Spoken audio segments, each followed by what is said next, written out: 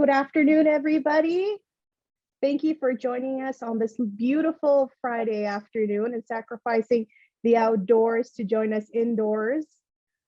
This is our first Success Partnership Community Learning session. We'll be having these sessions about once every 2 weeks for the coming 3 months till April. So please watch out in your emails if you're signed up for our newsletters to get more information on our community learning sessions. My name is Abir Algawi. I'm the Assistant Director with Engage New Mexico, and I'm so excited to be here today and to launch our first community learning session. We are joined by Dr. Schultz from NMSU. She is the Vice President for Equity, Inclusion, and Diversity, who we'll be hearing from very shortly on a wonderful and exciting topic and all the wonderful work that she is doing and NMSU is doing in community engagement. And before we begin, you could all introduce yourselves in the chat, drop your name, and if you want to be included in our newsletter and receive more information on our community events, include your email as well and your organization, please, in the chat. Thank you all so very much. This is a meeting, not a webinar. So if you could please mute your mics until we come to the Q&A portion, we'd greatly appreciate that. So we are recording this session for folks who can't join us today. Thank you all so very much for joining us. Summer, take it away. Thank you, Abir. Welcome, everyone. Thank you for prioritizing this Friday afternoon before a holiday weekend. We definitely appreciate that. And thank you, Dr. Schultz, for joining us and helping us understand more about diversity, equity, and inclusion efforts. So since our Kinder Through Career Coalition launched in November, we've been doing a lot of talking about what does this coalition look like and how can we achieve our goals of making sure that our children succeed academically and also thrive in our local workforce. And so as a coalition, it's really important to us that we don't duplicate efforts and that we don't recreate the wheel. We know that there are people in this community that are creating innovative solutions in the K-12, post-secondary, and workforce arenas. And it's our job as a coalition to identify and identify and unify these efforts in our community. And that's why these learning sessions are happening. So with a more defined picture of what our community looks like and what the assets and initiatives are in our community, we can uplift those things and we can coordinate all of those efforts and initiatives and truly have a profound and collective impact on our society. So that's why we're doing this. Just a little bit of background.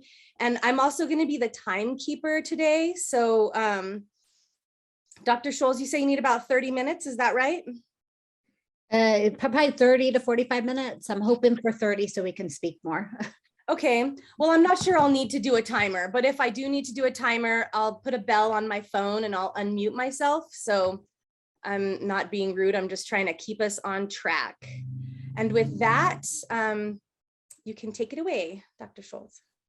Thank you, Summer. I just want to do a brief introduction. Dr. Schultz, for the folks who are not familiar with her. Teresa Maria Linda Schultz earned her PhD in Communication Studies from the University of Colorado in Boulder. She also holds a master's and bachelor's degree in speech communication and a master's certificate in women's studies from Colorado State University.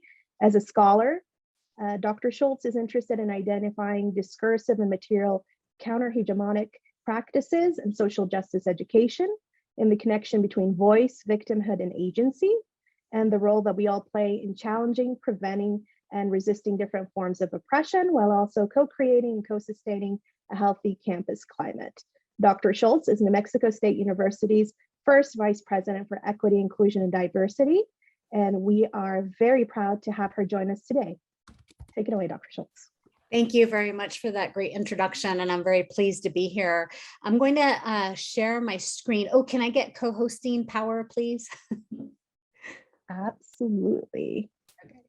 There we go. There you go. Yes. Wonderful. Okay, and I'm going to go ahead and share screen.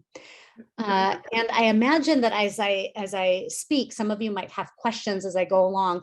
I won't be able to see the chat, but if you really do want to ask me a question while I'm in a slide, please feel free to chime in. I'm happy to be interrupted.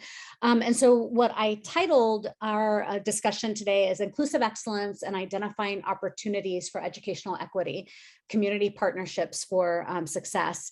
And I will also say that I just started my position August 2nd, so still relatively new. And we relocated from California here to Las Cruces.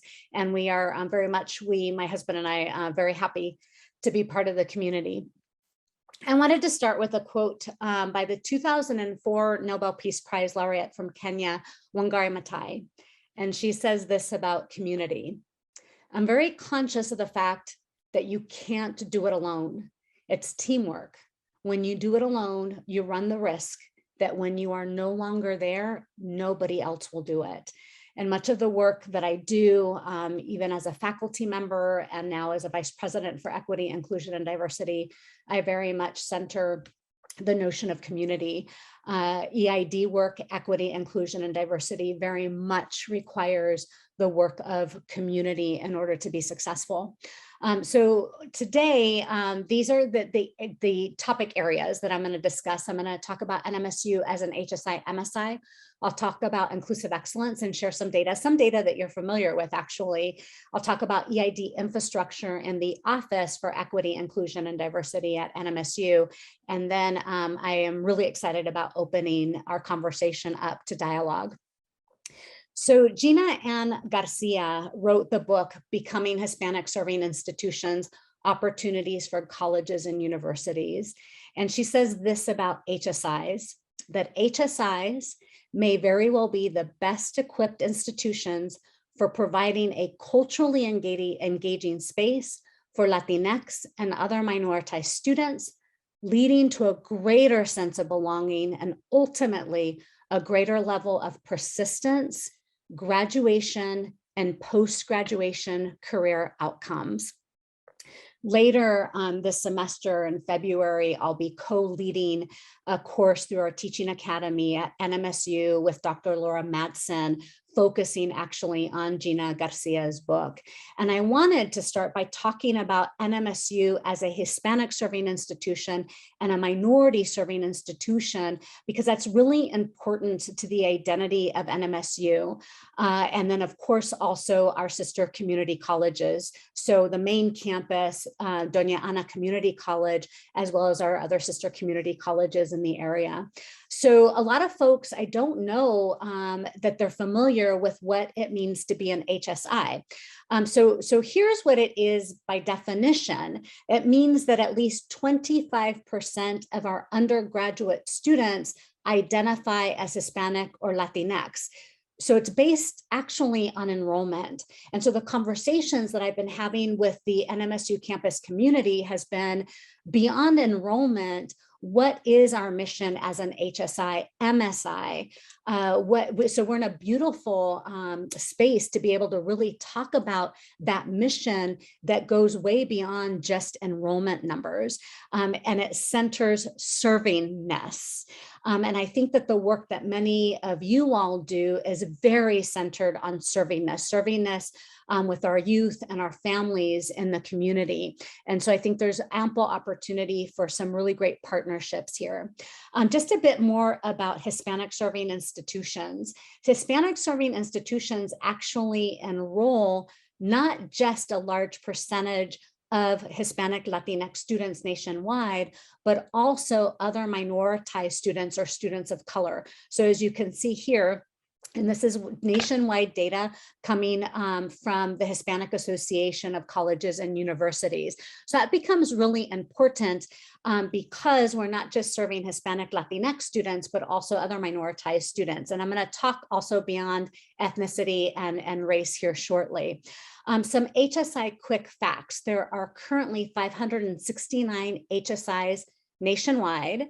Nationwide, there are many colleges and universities who are really striving to be HSIs because in part the federal funding that universities and colleges can apply for, Title V particularly.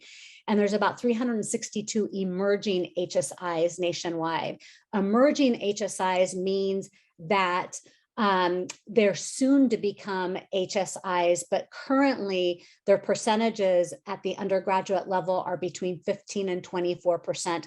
And remember, to get HSI designation, you have to be at 25% or more. In addition to that, a large percentage of the students also have to apply for FAFSA financial aid. So you'll also notice on this particular graph that HSIs enroll 33% of Pell recipients, and an MSU's percentage for Pell recipients is actually a bit larger than that.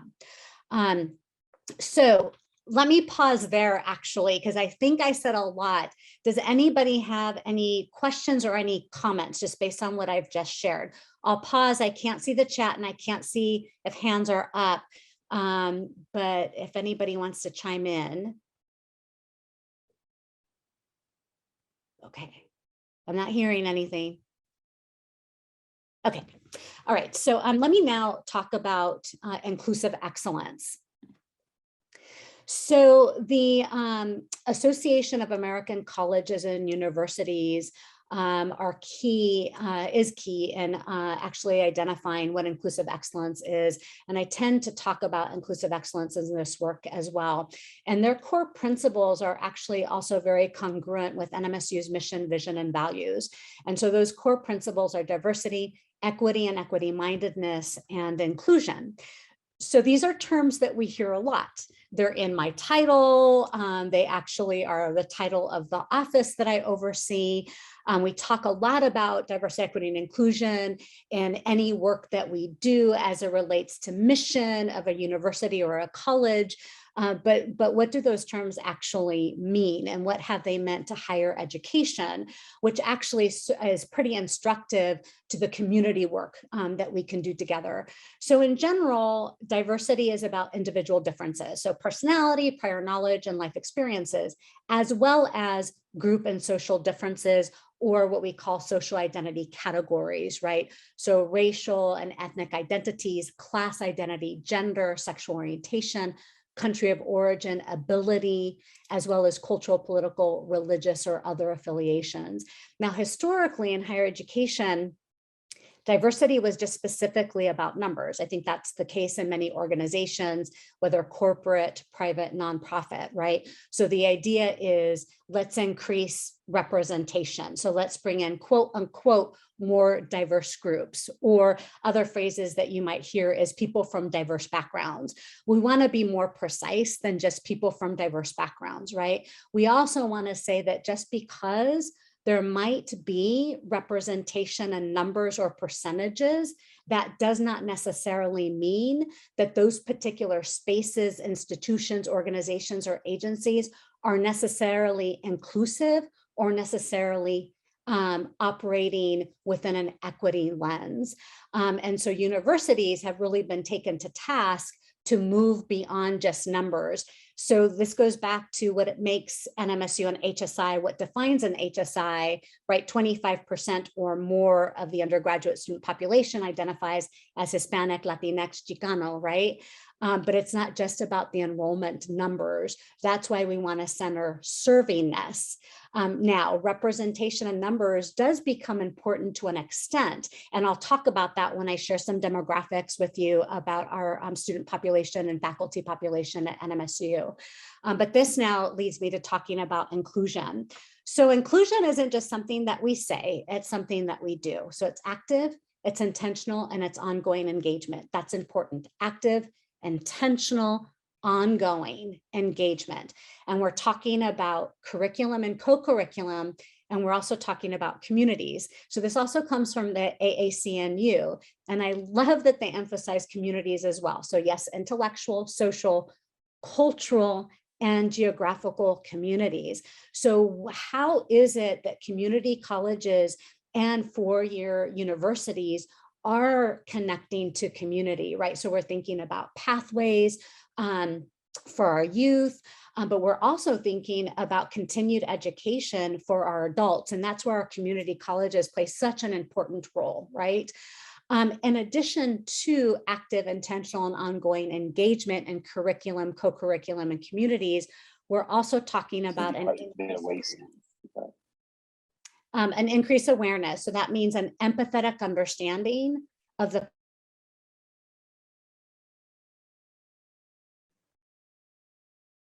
Oh no, I'm sorry, Dr. Schultz, you're muted. Was I muted? Yes. Yes, we can hear you. Okay, good. Okay. So I was emphasizing that last part of the description of what inclusion is. So an empathetic understanding of the complex ways individuals interact within systems and institutions. So basically what that means is that we all don't navigate and negotiate institutions of education in the same way, higher ed, or even high school, or even junior high or elementary school, right? We don't navigate those systems in the same way. And that's racialized, it's gendered, it's classed. And so really thinking intentionally about what that means in the work that we do. So then that leads to equity and equity mindedness. Also from the AAC&U. So equity is about creating opportunities for historically underrepresented populations to have equal access and equitable outcomes through educational programs. And I'm guessing that a lot of this is resonating in the work that you all do. And we're wanting to close some of those gaps, right? And of course, people have historically known that as achievement gaps, but really equity and opportunity gaps is the way that we're starting to talk about it now. And being equity minded is demonstrating an awareness. This connects to inclusion, active, intentional, ongoing engagement, and then ensuring that institutional leaders and staff are understanding, right? And demonstrating awareness and a willingness to support these efforts. And oftentimes that willingness is in resources. And so we also know that we have limited resources. And so how is it that we can continue to push forward, asking for additional resources to support this work, because we know that it's vitally important to the success of our students, but also how are we creative in the work that we do too, given that sometimes it takes a while to acquire those resources. And at the bottom, you see two graphs. It is really difficult to find one graph that encompasses the distinction between equality and equity. So I included two graphs.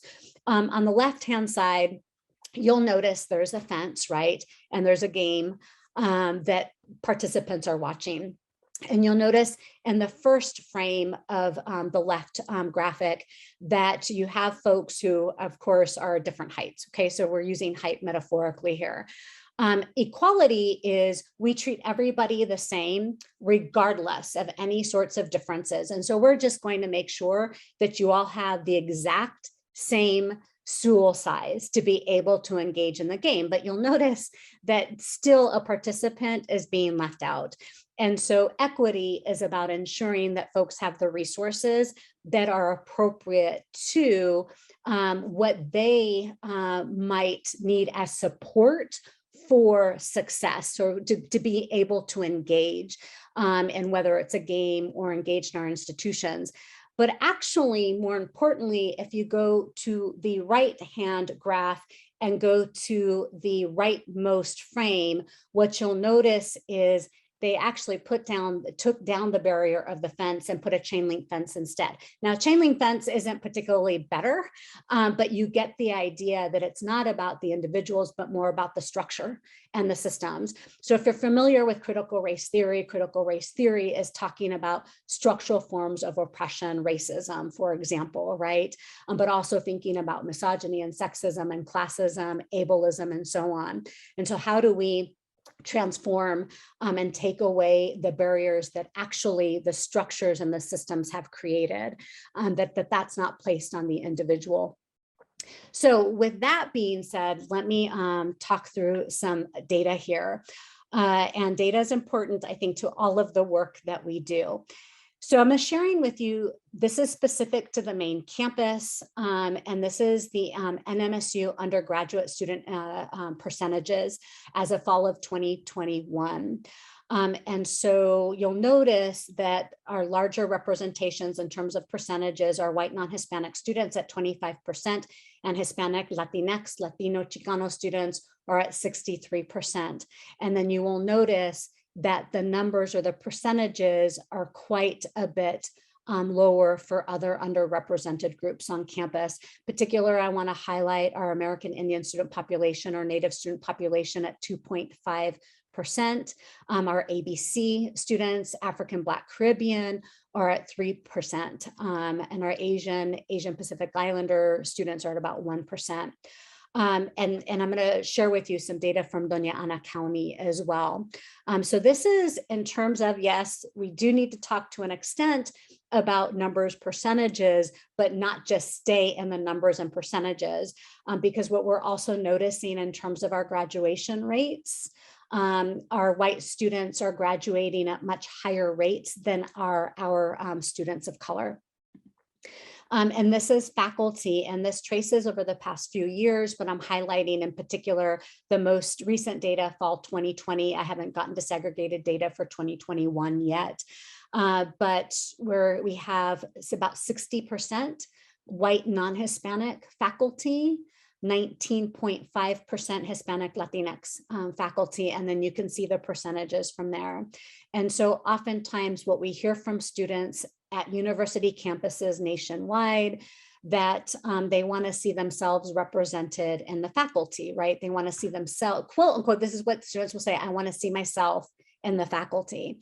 And so what's really great about the faculty at NMSU is that they are cognizant of some of these differences and are really wanting to work hard to ensure that they have the skills to be able to best support our students, understanding that lived experiences might be very different. And this is staff at NMSU. So we have more representation in our staff. White non-Hispanic staff are at about 39%. Hispanic Latinx staff are at about 51.7%. And I'll talk about overall how this data is informing the work that NMSU is going to be doing moving forward through our strategic diversity plan. Other demographic data to consider, of course, are students with disabilities, our military and veteran students as well. And we also know that those are protected classes. So thinking about the LGBT plus community, so gender identity, gender expression, sexuality, and our undocumented students. Now, as we know, students with disabilities, faculty and staff with disabilities might not self-disclose or might not indicate that they have a disability.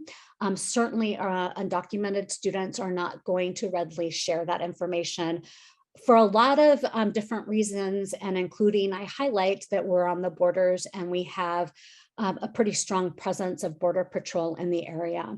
And so some of the conversations that I've been having on campus is how are we supporting our undocumented students? Many HSIs, MSIs do have undocumented student services on their campuses. So Dr. Renee Scott and I, she's the VP for Student Success and Enrollment, also the acting provost, have talked about hiring in a coordinator to help support undocumented students.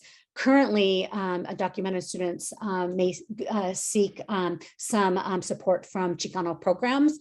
Chicano Programs is a program that does report up to me. The interim director is Dr. Judith Flores Carmona. So those are some of our numbers, our demographics for NMSU. Again, the main campus. And this is information about Doña Ana County. And thank you and a shout out to the Center for Community Analysis, to Erica and her team, because I got updated information actually this morning. So thank you very much. So here's Doña Ana County percent of population. So in the county, we're at about 67% Hispanic or Latino or Latinx. Two or more races, 1.9, other race 0.4, Native Hawaiian Pacific Islander 0.1, Asian 1.1, American Indian Alaska Native 0.7, Black or African American, 1.4, and white alone, non-Hispanic, 27.2%. So that's the current data that we have from the census of the population in Doña Ana County. And then I think these are pretty telling and important for all of our work, is looking at median income by race and ethnicity, and then looking at percent with a bachelor's degree or higher. And I want to note in particular Hispanic, Latino, Latinx population at 34,505, and Native American at the bottom at 32,346 median income. And then with bachelor's degrees, I also note toward the bottom, Hispanic, Latinx folks, 16% have bachelor's degrees or higher, right? Native American, 26%. And another race is the way that they're documenting the data is 20%. I think these are pretty sobering given the overall Doña Ana County population. And so there's some equity gaps here that also provide space for a lot of opportunity for partnerships in terms of ensuring social mobility. So we at the university level, we talk about the social mobility of our students. How is it that we're attracting our local students to come to DACC, some of the other sister community colleges, or NMSU? So with that being said, I wanted to now start to segue into the office, some of the vision that I have preliminarily, because a vision is co-created with a campus and with a community. So there's 5 core functions of diversity infrastructure. And so this is what helps, this infrastructure is what helps offices of EID to be successful in their work.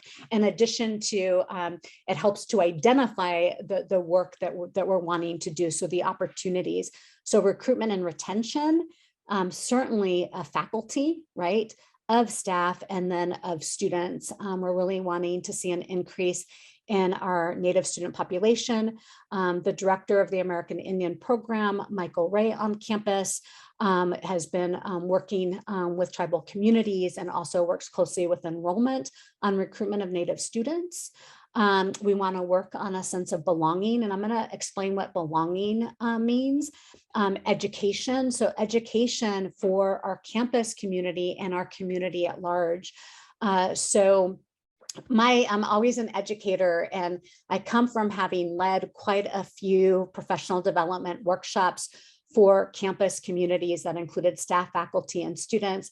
And topic areas included understanding microaggressions, identifying them, how to respond, and included understanding privilege and oppression within our institutions. It includes also communicating across differences, power, privilege, and so a lot of education and inclusive pedagogy as well.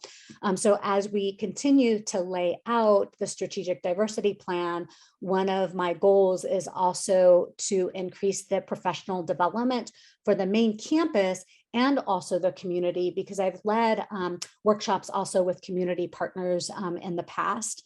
And then you have community there, right? So what is our engagement as a university with our local community, and then the impact. So we're also wanting to measure impact. How are we being successful? Which then helps, right? If this has been successful, if these particular initiatives have been successful, these initiatives haven't, then how is it that we start to reframe the initiatives that haven't or create new ones too?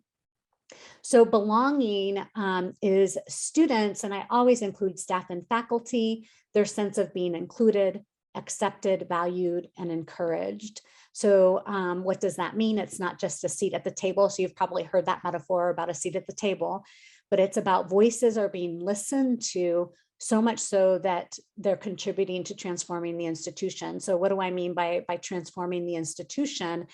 It's really looking at our practices and policies that have maintained the status quo or the tradition of the academy, which is why I really like talking about inclusive excellence, because that means a reframe of what we have traditionally thought of as excellence. So for example, on the faculty side, it's been about the number of publications in top tier journals.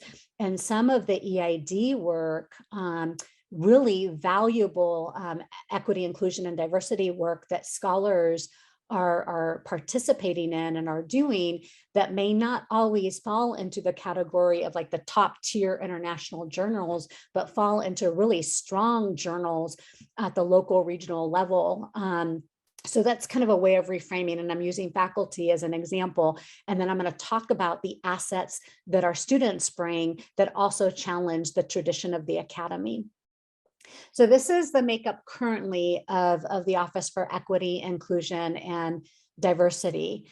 And so these are the programs that are currently reporting up to me, to the unit. We have military and veterans programs. That's new with the recent restructuring of the university. LGBT plus programs, American Indian program, Black programs, and Chicano programs. Each of the directors are doing incredible work. Hector Sanchez is the director of military and veterans programs. So he's a new report to me. And so I'm really excited to hear more about the community engagement that he does with his the students that he supports.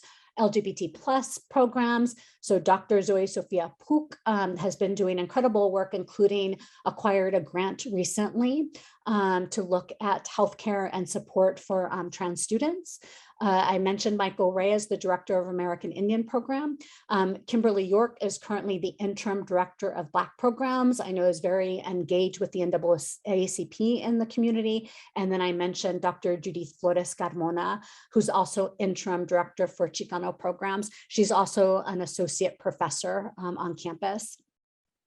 So that then leads me to kind of the work ahead and then some. And you'll notice that I placed draft on here.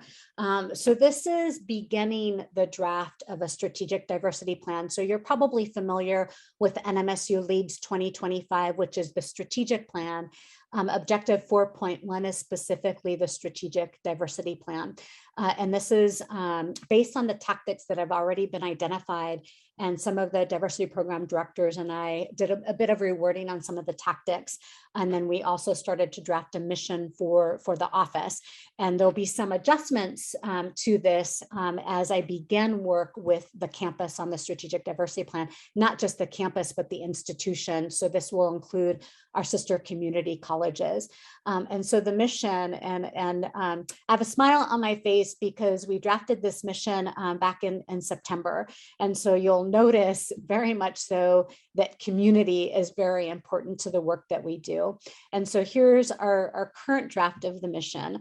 The Office for Equity, Inclusion, and Diversity centers community and inclusive excellence and co-creating collaborative and cohesive partnerships system-wide to accomplish a socially just climate and sense of belonging for all Aggies and for our community partners. And so some of the areas that we'll be working on, and again, this will be added to as I continue to work with the system community, and then also with our Las Cruces, Doña Ana County community partners as well. Attract, support, retain minoritized faculty, staff, and administrators.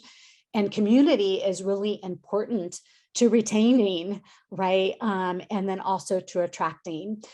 So we want to continue to look at our current demographic data. And we of course want to go beyond just the numbers. We want to review and amend current search processes. So how is it that we're attracting diverse applicant pools? I don't want to forget to mention this. There's a current group of really excellent faculty who are developing the best, so it's going to be a best center, and they're working toward eventually departmentalizing. So best border and ethnic studies. So they're going to start as a center, and then with definitely the goal of becoming a department. They do incredible research and incredible work.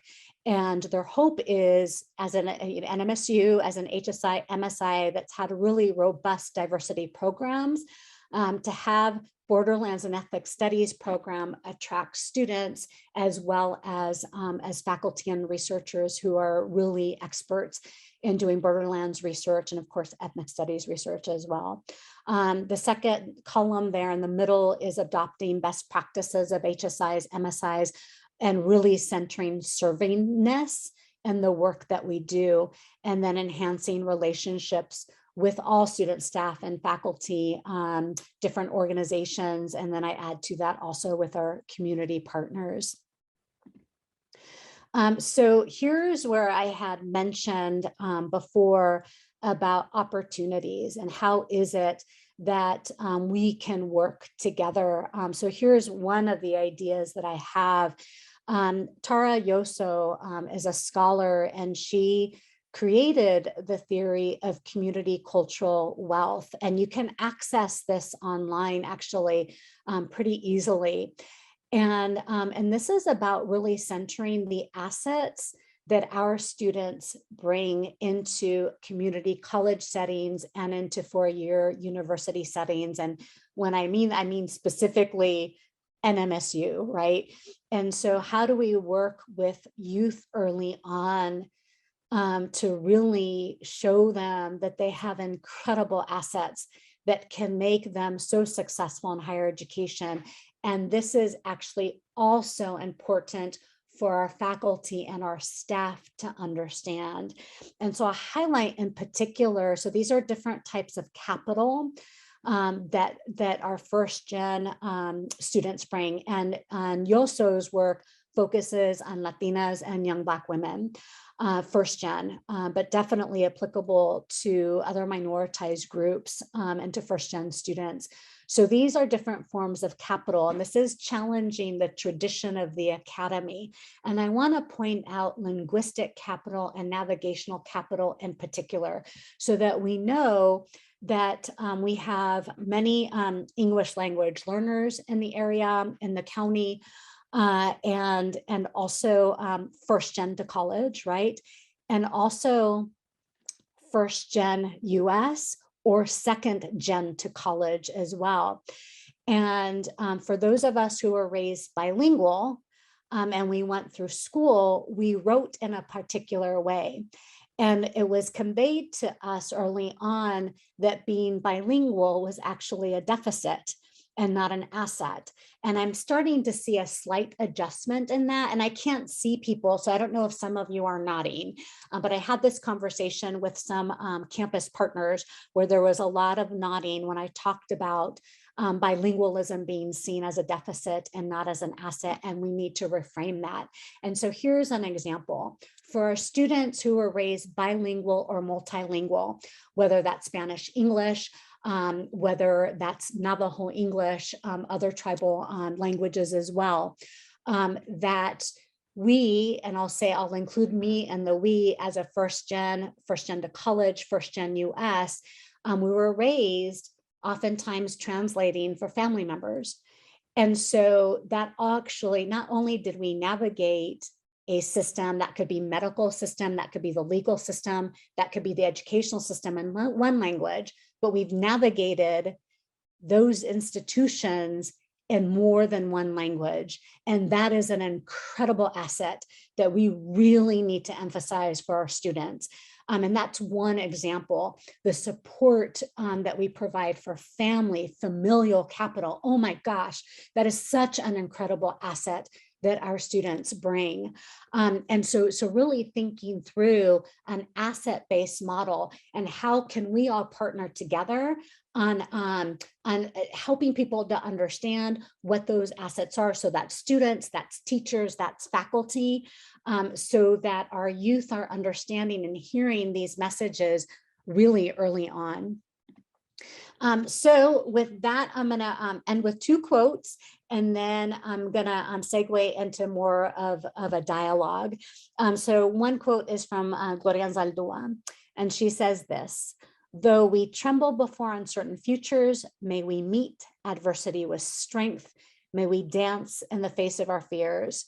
Do work that matters. Vale la pena. It's worth it." And then Bell Hooks, who we recently lost. To build community requires vigilant awareness of the work we must continually do to undermine all the socialization that leads us to believe in ways that perpetuate domination.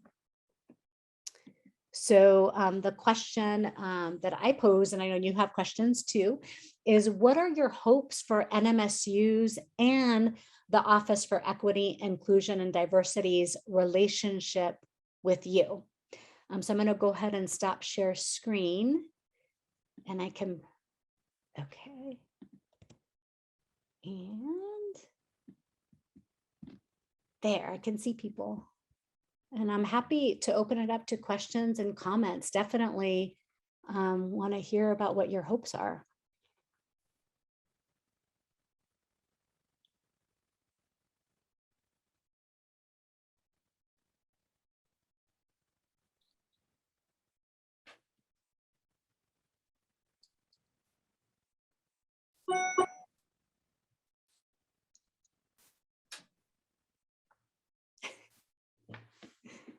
It's okay, don't be shy. And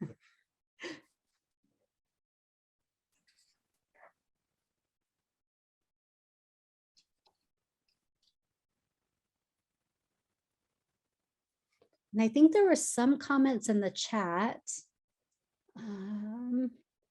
Yeah, there was one question that said, what will be the percentages of faculty and staff at NMSU? But I thought you went over that. I don't know if that was intended to be like a future projection.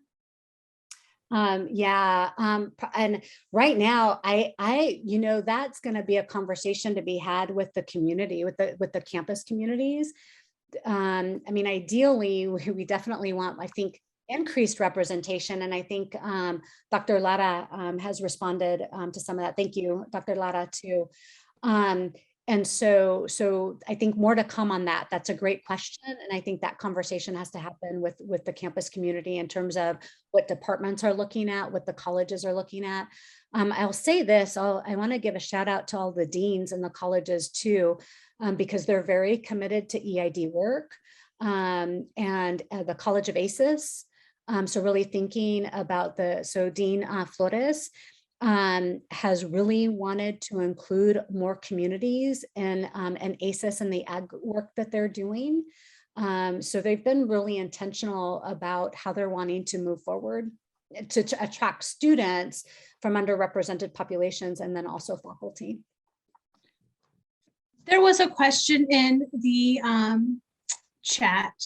Where does the Center for Borderland and Ethnic Studies fit into all of this? I would hope they will fill a prominent role. Yeah, Dr. Lara, are you still on? Yes, I'm here, Dr. Schultz.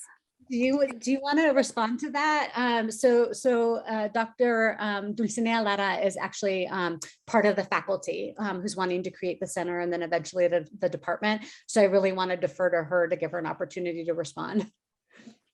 Oh, thank you so much. Thank you for the question, Jane. I appreciate that so much. And to all of the people on the call who are community and support, things are advancing in a great way with BEST, and we're looking to really create spaces and pockets that are conducive for attracting faculty and students from all communities in New Mexico and beyond. So Jane, thanks so much, and everyone stay tuned because there's good things on the horizon for an academic unit and also a research center, and the university is very supportive right now. So thanks for the question. Yeah, thank you.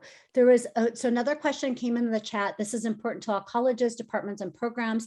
Since I'm a teacher educator, please share EID efforts to attract students with interest in teaching.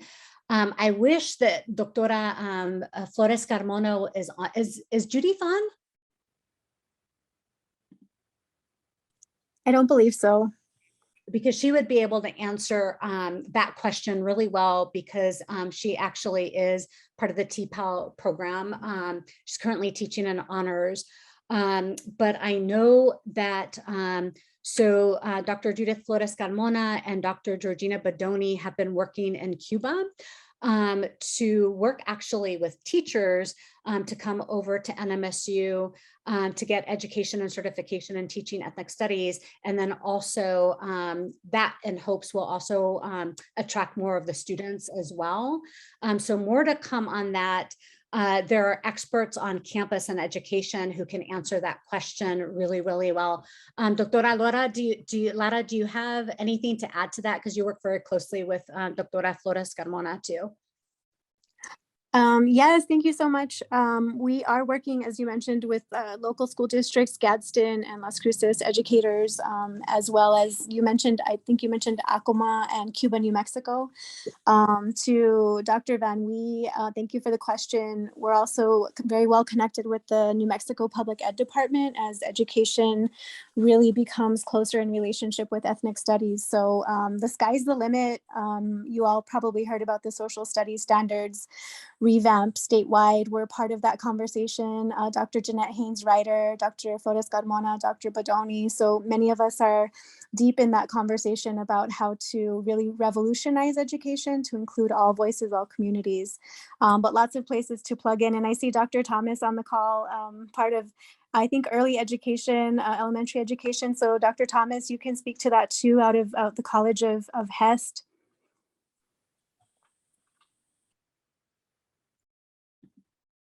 Dr. Thomas, do you want to?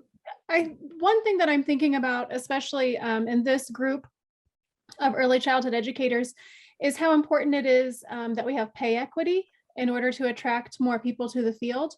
That's something that I think about a lot, and just increasing our partnership in education at the university with local communities. So this group is really wonderful for that. And I think just bringing in more faculty to collaborate with this group is one of my goals. Great, thank you. And then Dr. Cynthia Wise, new to the doctorate. Congratulations publicly too. Dr. Wise wrote, enrollment is good, graduation is better. I appreciate you including the disproportionate graduation rates in your presentation. My question, as we look at greater inclusion and belongingness, is the university pursuing native language classes and actual degrees in Africana studies, Chicano studies, Native American studies, et cetera? And Dr. Wise, I think that's a conversation that is coming, particularly with creating the best center.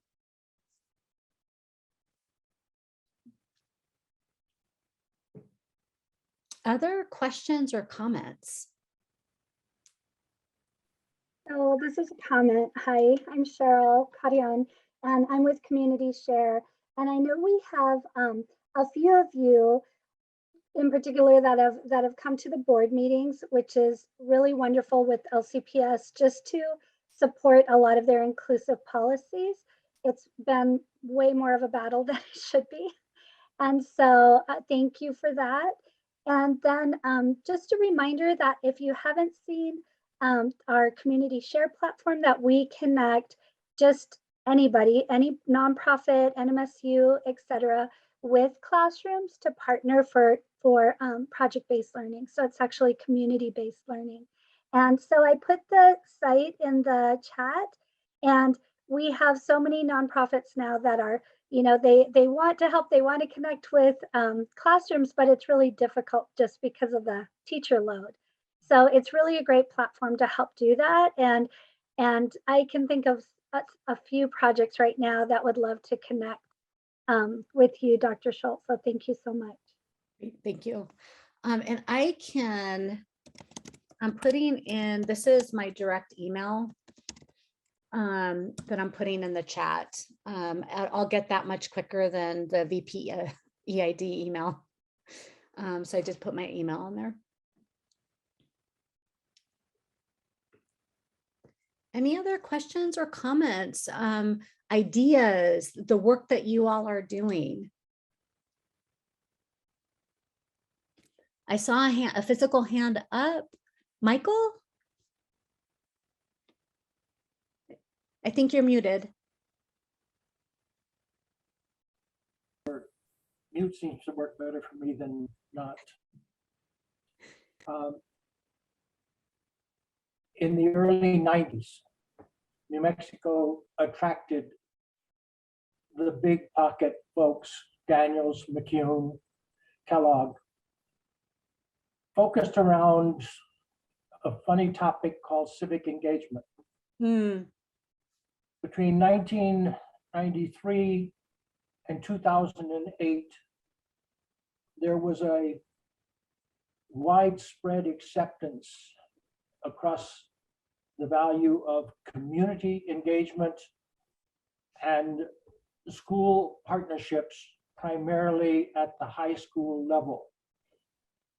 Observation from Milam is that during the same period of time, higher education cuddled in a corner and did not want to play, with the exception of faculty that saw the value of going out and holding hands with people that wanted to make community engagement real. But it was on an individual level. Institutionally, it was non-existent. By 2008 and the recession, 23 separate community engagement programs in New Mexico died and were never rebuilt.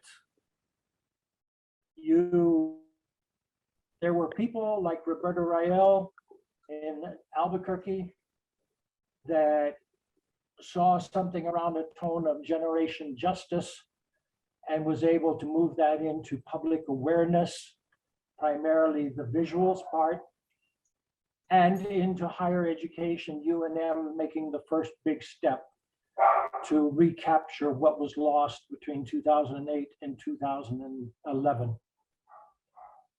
By 2014 and 15, Las Cruces, for example, had people from education holding hands with community organizers and coming up with new ideas, mainly focused around students like interactive things. It was simple. It was dumb simple. But it was true, and the kids were the ones that were telling us that. By 2016, academia had validated the need for more interactivity with students. But between 2008 and 2016, we lost the community thing. The Great Recession knocked New Mexico on its butt. And academia finally, by 2016, was just recovering with the whole notion of diversity. How do we accommodate this partnership between education and communities so that our kids will graduate, our kids will stay in? How did we create the idea that university graduation was not the end game? Tech also works, mainly because kids were telling us this. I think the potential for this program, this particular program, is in fact couched with, or couched by, the up and down, the roller coaster that New Mexico has been on since 1994. Not all the same players are playing. There's new ideas at the table. And I like what I hear and I see in the presentation. I simply ask us to revisit two things. One, we will keep the kids engaged longer if they are interactive with what we're doing. And number two, communities have to want to afford change and partnership with education. And in the rural communities, that is really hard. 89 school districts are holding on to the successes they have created. but the rural school districts don't have something that's going to attract the kids to stay, to learn, to interact. And communities don't have the capacity to give that. So if academia is going to try to do this in the near term, we have to make it a comfortable decision in the communities. And just the recent social studies discussions and the hearings in the school boards tells me that's going to be a challenge, but we have to be part of that discussion. And we have to get the kids engaged in it. They want to play, they just don't know how to play because the rules change. They have changed. They've changed 4 times since I know. But they're out there and the kids will play. Peer mentorship between university students and high school students. Geez, it's incredibly potential. And there's money coming. We need to figure out a way for that to fit. And I would encourage in this body that we're talking about, that we get a couple of university students to come in and play. They have ideas. They have some good ideas. They just aren't on anybody's map right now. Thank you. Thank you. Thank you very much. Thank you, Mike, and thank you, Dr. Schultz, and everybody for your questions. So in the sake of time, we're going to go ahead and wrap up. Again, thank you everyone for prioritizing this and for your collaboration and insight today. Our next learning session is going to be in 2 weeks at the same time slot. So January the 28th from 3 to 4 p.m. I've placed the link in the chat to register for that learning session. We'll be hearing from from Lucia Carmona, Director of Community Engagement with Raíces del Saber Chinachli Charter Community School. And she's going to be talking to us about Indigenous teaching methods. So that's going to be a good one. Don't miss it. Let's see what else. Oh, and also if you're not already doing it, be sure to follow our social media as we're putting links to register, updates, and all that kind of stuff on there. So it's a really good way to get information in real time. And so with that, we have 2 minutes to spare. Thank you for your comment in the chat, Lori. Thank you all very much. And if you have any other questions or want to meet with me, please don't hesitate to reach out. I'm happy to do so.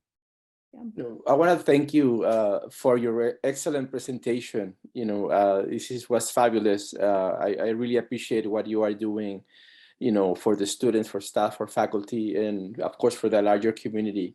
And welcome to Las Cruces. Thank you. And we will be sending out notes and a recording of this along with Dr. Schultz's presentation. So you guys will all have that to reflect on. Thank you, Dr. Schultz. Thank you, everybody, for joining us. We'll see you very soon. Bye. Thank you. Bye-bye.